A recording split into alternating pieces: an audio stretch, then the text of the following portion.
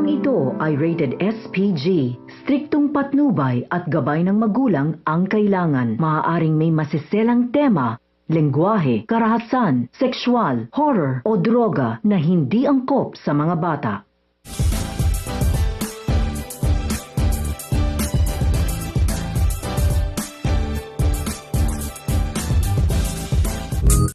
Isinlumbong na nga ni Danilo sa barangay si Olive dahil umano sa kanyang pananakit kay Muki.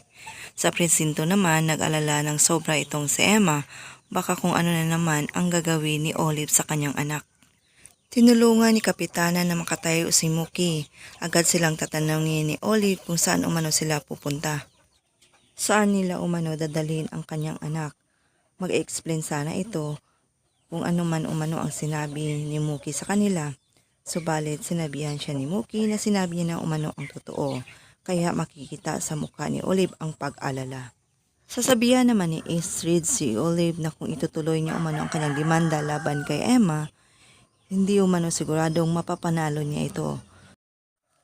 Ngunit magmamatigas si Olive at sisiguraduhin niya umano na hindi makapagsumbong itong si Muki. Lahat ng yan ay ating aabangan mamaya sa Mami Deres. Maraming salamat po sa inyong panonood. God bless.